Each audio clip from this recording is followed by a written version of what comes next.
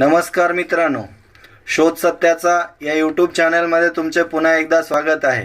लेखक सर्जेराव भोसले लिखित हिंदुत्वाच्या विळख्यात छत्रपती शिवराय भाग 23।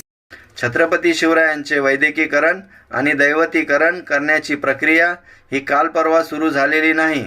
युगप्रवर्तक ज्योतिबा फुलेंनी रायगडावरील छत्रपती शिवरायांची समाधी शोधून काढून 4 दिवसांच्या स्वच्छतेनंतर समाधीची पूजा केली आणि सर्वप्रथम 1869 साली शिवाजी महाराजांची शिवजयंती साजरी केली।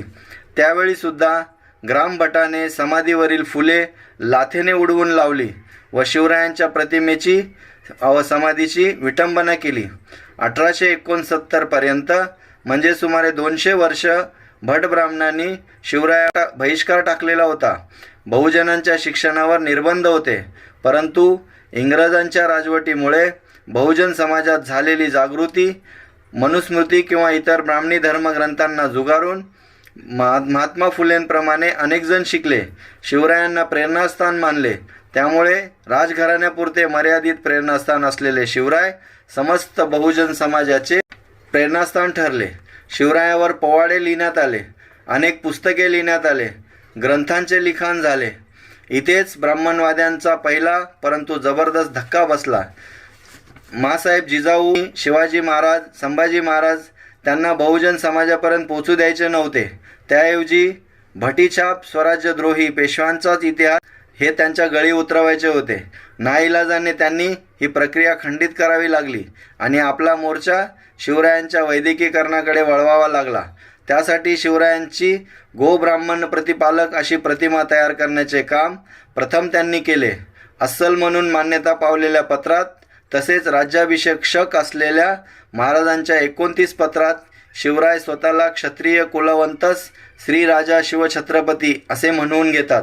शिवरायांनी स्वतःला गोब्राह्मण प्रतिपालक असे कधीच म्हणवून घेतल्याचा एकही पुरावा उपलब्ध नाही।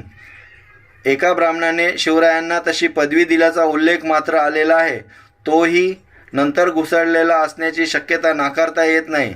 भटमान्य टिळकांनी व त्यांच्या भटभाईंनी प्रचार प्रसार माध्यमे सत्तेवर त्यांचे वर्चस्व असल्याने त्याचा मोठ्या प्रमाणात प्रचार प्रसार केला। नाटके, चित्रपट यामधून शिवरायांची तीच प्रतिमा लोकांसमोर ठासून मांडली। अगदी महाराष्ट्र शासनाच्या पाठ्यपुस्तकापर्यंत त्यांची मजल गेली। शिवराय जर खरंच गोब्राह्मण प्रतिपालक असते तर त्यांनी ब्राह्मणांनी 200 वर्ष बहिष्कृत का केले? त्यांच्या राज्याभिषेकाला विरोध का केला? सोयराबाईच्या मदतीने ब्राह्मणांनी शिवरायांचा खून का केला? कृष्णाजी भास्कर कुलकर्णीने शिवरायांना ठार मारण्यासाठी तलवार का चालवली? याची उत्तरे प्रथम द्यायला हवी। शिवरायांची गोब्राह्मण प्रतिपालक अशी प्रतिमा निर्माण करणे हे छत्रपतींच्या वैदिकीकरणाच्या प्रक्रियेचा पहिला टप्पा होता। आता छत्रपती शिवरायांच्या वैदिकीकरणाचा व दैवतीकरणाचा दुसरा टप्पा पाहूया। रामदासाला गुरु बनवणे हा दुसरा टप्पा होय। रामाच्या दासाचा म्हणजेच हनुमानाचा दास असलेला रामदास प्रत्यक्षात आदिलशहाचा हेर असून ही काल्पनिक पुराव्यांच्या आधारे ब्राह्मणवाद्याची ब्राह्मण जंत रामदासाला शिवरायांचे गुरु बनविले। शिवरायांपुढे सर्व नमत असले तरी ब्राह्मण नमत नाहीत हे दाखवण्यासाठी शिवराय ब्राह्मणांचा प्रतिनिधी रामदास याच्या पाया पडत असतानाचे चित्र निर्माण केले गेले। तसेच राम राम ही नमस्कार दर्शक पद्धती शिवरायांनी रामदासाकरवी सुरू केली। रामदासांच्या सांगण्यावरून शिवरायांनी भगवा ध्वज स्वीकारला। शिवरायांनी स्वीकारलेला ध्वज हा भगवा नसून केशरी होता। शिवरायांनी स्वराज्य रामदासाच्या झोळीत टाकले अशी धादांत खोटी विधाने इतिहासात घुसळली गेली। एवढ्यावरच त्यांचा हुतात्मा तृप्त झाला नाही तर शिवरायांना रामदासाने उपभोगण्यासाठी बायको मागितली। शिवरायांनी त्यांचा शब्द प्रमाण मानून त्यांना हव्या असलेल्या बायकोला सजवून दजवून त्यांच्याकडे पाठविले असे लिहिण्या सांगण्यापर्यंत त्यांची मजल गेली। परंतु अशी कल्पना या अनुभवाच्या बोलावरच आधारित असतात। वैयक्तिक आणि सामाजिक स्वार्थासाठी स्वतःच्या बायका मुली राजा महाराजांकडे अधिकाऱ्यांकडे पाठवण्याची ज्यांची सवय आहे त्यांच्याच सुपीक डोक्यातून निघालेली ही नापीक कल्पना आहे। परंतु असे करताना निदान रामदास स्वतःच्या लग्न मंडपातून शुभमंगल सावधान असे म्हणताना का पळाला याचा तरी विचार करायला हवा होता। रामदासाला शिवरायांचा गुरु बनवणे हा शिवरायांच्या ब्राह्मणीकरणाचा दुसरा टप्पा होता. त्यामुळे शिवरायांच्या परमोच्च यशाचे सारे श्रेय गुरुला अर्थात ब्राह्मणांना देण्यात आले. तरीही राज्याभिषेकाच्या वेळी त्यांची भटगिरी पाहायला मिळालीच. महाराष्ट्रातील तमाम ब्राह्मणांनी विरोध केल्यानंतर महाराजांनी काशीच्या गागा भट्टाला आणले, परंतु त्यानेही बरेच आडेवेडे घेतले होते. प्रचंड धनाचा लाभ देतो असे बोलल्यानंतर त्या लोभापायी त्याने होकार दिला. शिवरायांना त्याने डाव्या पायाच्या अंगठ्याने गंध लावला. हा छत्रपती शिवरायांचा एका बाजूने अपमान नव्हे का, तर दुसऱ्या बाजूने ब्राह्मण धर्माचा सन्मान होता.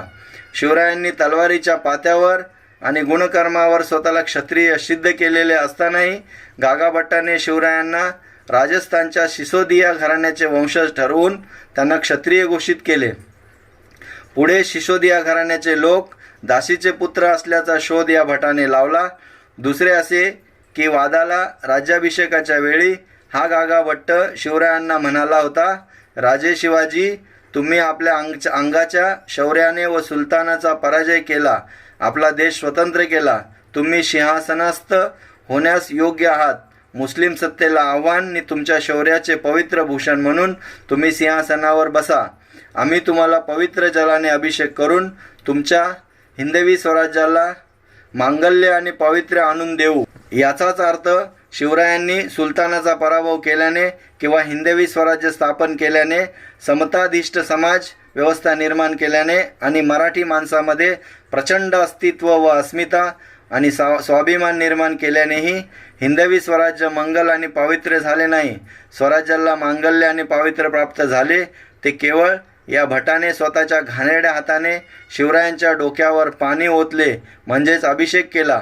म्हणून याचाच अर्थ ब्राह्मणांनी शिवरायांच्या शौर्याला मानवी मूल्य प्रदान न करता ब्राह्मणवादी मूल्यांचाच उदो केला हे स्पष्ट होते. एवढे बोलून मी थांबतो. मित्रांनो, हा व्हिडिओ जर आवडला असेल तर व्हिडिओला लाईक करा, शेअर करा, सबस्क्राईब करा, बेल नोटिफिकेशन ऑन करायला विसरू नका. धन्यवाद. नमस्कार.